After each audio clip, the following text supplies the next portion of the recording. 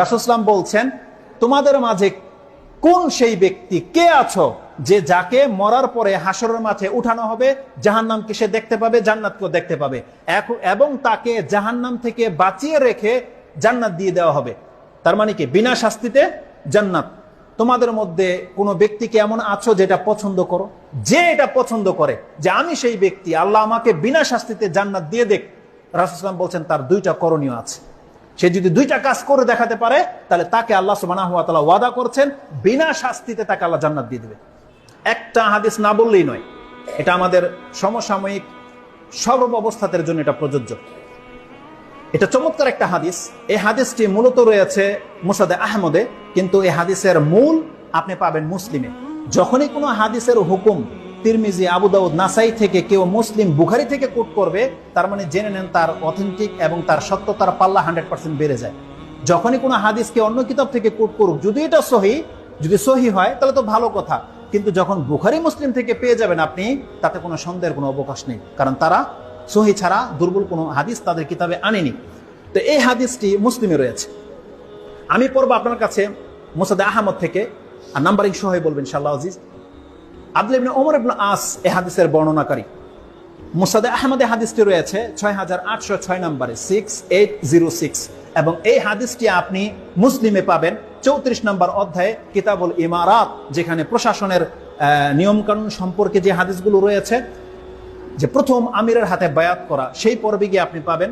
হাদিস হচ্ছে 4630 নম্বর হাদিসে গিয়ে আপনি পেয়ে যাবেন। এটা 4630 সম্ভবত, ইনশাআল্লাহ আজিজ। 34 নম্বর পর্বে আপনি গিয়ে পেয়ে যাবেন মুসলিমে। তাতে রয়েছে রাসূলুল্লাহ সাল্লাল্লাহু আলাইহি ওয়াসাল্লাম বলেছেন, মান আহাব্বা আইয়ু জাহজাহা আনিন নার ওয়া ইয়াদখুলাল জান্নাহ ফালতুদরিকুহু মানিয়াতুহু ওয়া হুয়া ইউমিনু বিল্লাহি ওয়াল ইয়াউমিল আখির ওয়া ইয়াতি ইলান নাস মা ইউহিব্বু আইয়ুতা ইলাই। এটা হচ্ছে হাদিস। রাসূলুল্লাহ সাল্লাল্লাহু আলাইহি ওয়াসাল্লাম বলেছেন, তোমাদের মধ্যে যেই ব্যক্তি এটা পছন্দ করো যে মরার পরে তাকে বিনা শাস্তিতে জান্নাত দিয়ে দিক। বলছেন, তোমাদের মাঝে কোন সেই ব্যক্তি, কে আছো যে যাকে মরার পরে হাসরের মাঠে উঠানো হবে, জাহান্নামকে সে দেখতে পাবে, জান্নাতকেও দেখতে পাবে, এবং তাকে জাহান্নাম থেকে বাঁচিয়ে রেখে জান্নাত দিয়ে দেওয়া হবে। তার মানে কি? বিনা শাস্তিতে জান্নাত। তোমাদের মধ্যে কোনো ব্যক্তিকে এমন আছো যেটা পছন্দ করো, যে এটা পছন্দ করে যে আমি সেই ব্যক্তি, আল্লাহ আমাকে বিনা শাস্তিতে জান্নাত দিয়ে দেখ। রাসূল সাল্লাল্লাহু আলাইহি ওয়াসাল্লাম বলছেন তার দুইটা করণীয় আছে। সে যদি দুইটা কাজ করে দেখাতে পারে তাহলে তাকে আল্লাহ সুবহানাহু ওয়া তাআলা ওয়াদা করছেন বিনা শাস্তিতে তাকে আল্লাহ জান্নাত দিয়ে দিবে। সে কাজ দুইটা কি? যদিও কাজ দুটা খুব সিম্পল, কিন্তু করে দেখাতে পারলে আপনি হয়ে যাবেন গেনার। রাসূল সাল্লাল্লাহু আলাইহি ওয়াসাল্লাম বলছেন, ফালতুদরিকুহু মানিয়াতুহু ওয়া হুয়া ইউমিনু বিল্লাহি ওয়াল ইয়াউমিল আখির। আপনাকে সর্ব অবস্থায় প্রস্তুত থাকতে হবে যে আপনি আল্লাহ এবং পরকালে বিশ্বাসী। কারণ মালাকুল মউত কারোর সাথে কোনো ডেট ফিক্সড করা আছে, টাইমিং করা আছে, যখন আসতে পারে, তাই নয়? যখন তখন আসতে পারে। রাসূল সাল্লাল্লাহু আলাইহি ওয়াসাল্লাম বলছেন, মালাকুল মউত তো যখন তখন আসবে, এটা তো আমাদেরকে জানিয়ে দেওয়া হয়েছে। তুমি এখন জেনে নাও, তুমি প্রস্তুত থাকো। কি নিয়ে? তোমার সরঞ্জাম নিয়ে। যে কোনো সময় তোমার ডাক আসবে, আসো তোমার ফ্লাইট চলে আসছে, যাতে তোমাকে যখন ডাকা হবে তখন যেন তোমার কাছে দুইটা জিনিস থাকে। সেটা কি? ফালতুদরিকুহু মানিয়াতুহু ওয়া হুয়া ইউমিনু বিল্লাহি ওয়াল ইয়াউমিল আখির। তার অবস্থাটা যেন এমন হয় সে আল্লাহ এবং পরকালে বিশ্বাসী। তার মানে যেই ব্যক্তি আল্লাহ এবং পরকালে বিশ্বাসী, এটা যার অন্তরে গেঁথে গেছে, এই অবস্থায় যদি মালাকুল মউত তার সাথে সাক্ষাৎ করে, তার যদি মৃত্যু হয়ে যায়, রাসূল সাল্লাল্লাহু আলাইহি ওয়াসাল্লাম বলছেন এই ব্যক্তি সেই ব্যক্তি যাকে আল্লাহ বিনা শাস্তিতে জান্নাত দিয়ে দিবে। কিন্তু কন্ডিশন কি? সূত্র কি? আপনার অন্তরে আল্লাহ এবং পরকালের প্রতি ঈমান থাকতে হবে। মুখে বললে চলবে না, কারণ আমাকে আপনি ধোঁকা দিতে পারেন, আপনি আপনার নিজেকে ধোঁকা দিতে পারেন, কিন্তু আল্লাহ সুবহানাহু ওয়া তাআলাকে ধোঁকা দিতে পারবেন আপনি? ওহু আলিমুম বিযাতিস সুদূর। আল্লাহ তোমার অন্তরের খবর জানে, এটা আমাদেরকে জানিয়ে দেওয়া হয়েছে। আপনার অন্তরে কি আছে ওটা আল্লাহ বের করে ছাড়বে কাল কিয়ামতের মাঠে, এটাও আল্লাহ সুবহানাহু ওয়া তাআলা বলে দিয়েছে। কোথায় পাবেন আপনি কোরআনের আয়াতটা? সূরা বাইয়িনাত 100 নম্বর সূরা, তার 9 নম্বর আয়াতটা আপনি পড়েন। তাতে কি আছে? আল্লাহ সুবহানাহু ওয়া তাআলা বলছেন, তারা কি জানে না যে কবরে কি আছে তা বের করা হবে? ওয়া হুসিলা মা ফিস সুদূর, এবং তার অন্তরে যা আছে সেটাকে প্রকাশ করে দেওয়া হবে।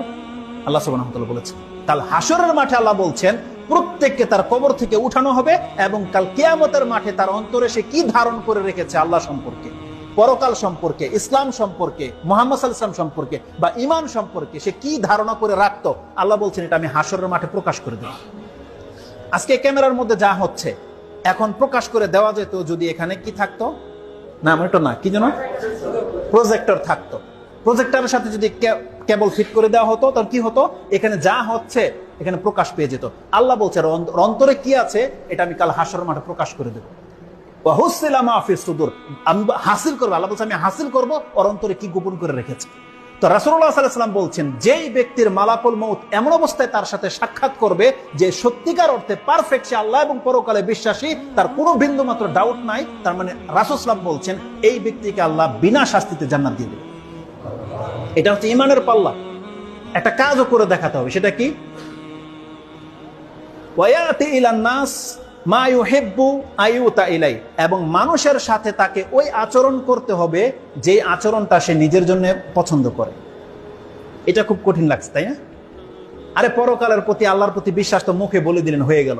কিন্তু রাসূল সাল্লাল্লাহু আলাইহি ওয়াসাল্লাম বলেছেন বিনা শাস্তিতে নাজাত পেতে হলে তোমাকে তোমার ভাইয়ের সাথে ওই আচরণ করে দেখাতে হবে যেটা তুমি নিজের জন্য পছন্দ করো। এটা আপনি কত দূরে নিতে পারেন, এই কথাটা নিয়ে নেন, কত দূরে নিতে পারেন। আপনার সামনে একটা ভাই অন্যায় করেছে, এই ভাই বলতে আপনার স্ত্রীও হতে পারে, আপনার সন্তানও হতে পারে, আপনার ছোট ভাইও হতে পারে, আপনার কোনো ওয়ার্কার হতে পারে, হতে পারে না? সেকেন্ড পার্সন যেটা, যার সাথে আপনি বিহেভ করবেন, একটা রিক্সা চালক ভাইয়ের সাথে হতে পারে, একটা জুতা শিলি করে তার সাথে, একটা কৃষক ভাই হতে পারে, যে আপনার চেয়ে নিচে আছে। তার মানে আপনি তার সাথে ওই আচরণটা করবেন যে আচরণটা আপনি নিজের জন্য পছন্দ করেন। যে এই কাজটা করে দেখাতে পারবে, রাসূল সাল্লাল্লাহু আলাইহি ওয়াসাল্লাম বলছেন তাকে আল্লাহ বিনা শাস্তিতে জান্নাত দিয়ে দেবে। তার মানে আপনার সাথে কেউ অন্যায় করেছে, এখন আপনি ওকে থাপ্পড় দিবেন, এটা আপনার প্ল্যান বা এইম, টার্গেট, ওকে থাপ্পড় দিবেন, আপনার এটা জেগে গেছে। মাইন্ডটাকে চেঞ্জ করে নেন, ওই জায়গাটা আপনি, আর ওই লোকটা এখন আপনার স্থানে আছে, ও আপনাকে কি করবে, এটা কি চান আপনি? ও তো ভুল করেছে, রিক্সা আপনার পায়ে লাগিয়ে দিয়েছে, একটু কেটে গেছে বা কাপড়টা ফিরে গেল, লাগিয়ে দিয়েছে। এখন আপনি রিক্সার জায়গায় চলে যান, ওই লোকটাকে মালিক বানিয়ে দেন।